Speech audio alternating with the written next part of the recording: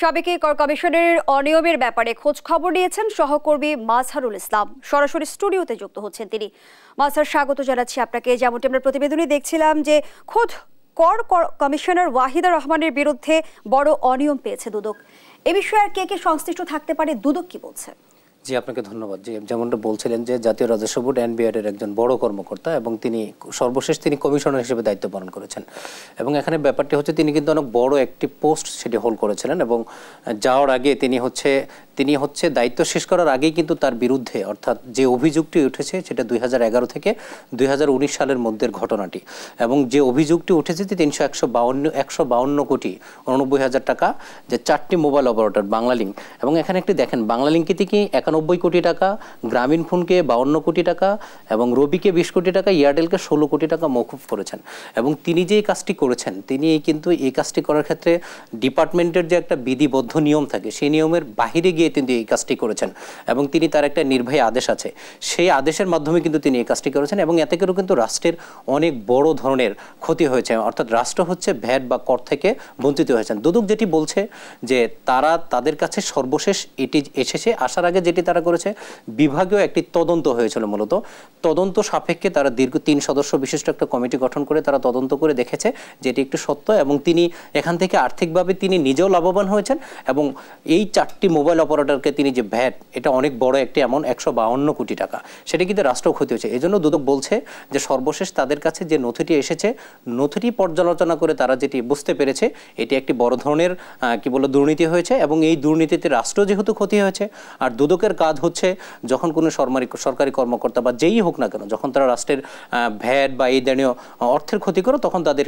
একটি মামলা রুজু করে এবং শেষ পর্যন্ত দুদক কিন্তু এই কাজটাই করেছে এবং তারা আজকে একটি মামলা করেছে এবং তারা বলছেন যে এই মামলার পরবর্তী কার্যক্রম তাদের একজন তদন্ত কর্মকর্তা তারা নিয়োগ করবেন। তারপরে মূলত যারা এর সাথে সাথে অভিযুক্ত আছেন শুধু কমিশনার ওয়াহিদা রহমানই না, যারা এর সাথে আরও অনেক সরকারি কর্মকর্তা থাকতে পারে, যদিও অন্য কেউ থেকে থাকে তাদের বিরুদ্ধেও তারা ব্যবস্থা নেবেন, কিন্তু দুদকটা কিন্তু এমনটাই আমাদেরকে জানিয়েছেন। মাঝে আমরা সম্প্রতি যেমনটি দেখছি যে অনেক সরকারি কর্মকর্তারই ব্যাপক দুর্নীতি এবং অনিয়মের তথ্য গণমাধ্যমে আসছে এবং দুদকও কিন্তু অনেক তদন্তে নেমেছে। সেই জায়গা থেকে কি বলতে পারেন যে দুদক আগের যে সক্রিয় হয়ে উঠেছে? যে আপনাকে একটু কথা বলি, গত 2 দিন আগে অর্থাৎ দুদক দীর্ঘদিন পর 2020 এবং 2021 সালে যারা এই অনুসন্ধানীমূলক সাংবাদিকরা ভালো করেছে তাদের একটা পুরস্কার বিতরণ অনুষ্ঠানে দুদক চেয়ারম্যান এবং খুব 2জন কমিশনার তারা বলেছিলেন যে দুদকের একার পক্ষে কিন্তু দুর্নীতি দমন করা সম্ভব না, সেক্ষেত্রে গণমাধ্যম কর্মী এবং রাষ্ট্রের যারা সচেতন নাগরিক আছেন তাদেরকে কিন্তু তারা এগিয়ে আসতে বলেছেন।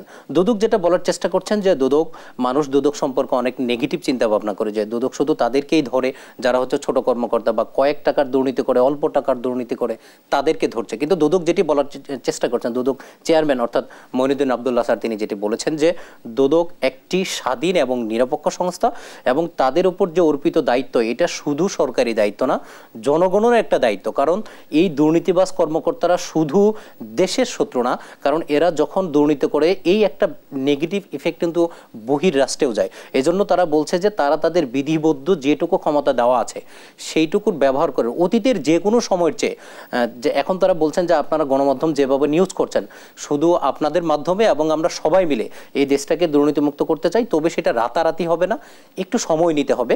কারণ একটা মামলার যখন কোনো বিষয়ে মামলা করা হয় তদন্তর আগ পর্যন্ত তারা হচ্ছে আসলে সেটার কোনো ব্যক্তিকে যেমন আসামি বলতে পারেন না এবং তার বিরুদ্ধে কোনো ব্যবস্থাও নিতে পারেন না। আপনাকে একটি কথা বলি, এই মুহূর্তে কিন্তু সাবেক পুলিশ প্রধান বেনজির আহমেদ খুবই আলোচিত, তা আমরা তাকে এই বিষয়টা প্রশ্ন করেছিলাম যে আপনাদের কাছে মামলা হওয়ার পরে বা আপনারা তদন্ত সাপেক্ষে যখন তদন্ত শুরু হলো কিভাবে তিনি দেশ ছেড়ে পালিয়ে গেলেন বা দেশ ছেড়ে গেলেন। তিনি যেটি বলছেন দেখেন কে দেশ থেকে যাবে আর কে যাবে না এটি কিন্তু আমরা আগেই তাকে নিষেধ করতে পারি না। প্রথমত আমাদের একটা শিওর হতে হবে, নিশ্চিত হতে হবে যে তিনি অপরাধ করেছেন, আর বিদেশ যাওয়া ঠেকানোর কাজ হচ্ছে মূলত আদালতের।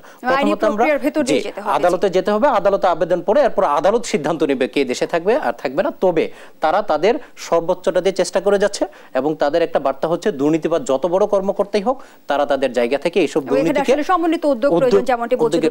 অসংখ্য ধন্যবাদ জানাচ্ছি সহকর্মী মাজহারুল ইসলাম। দর্শক, এতক্ষণ স্টুডিওতে আলোচনা করছিলেন সহকর্মী মাজহারুল ইসলাম।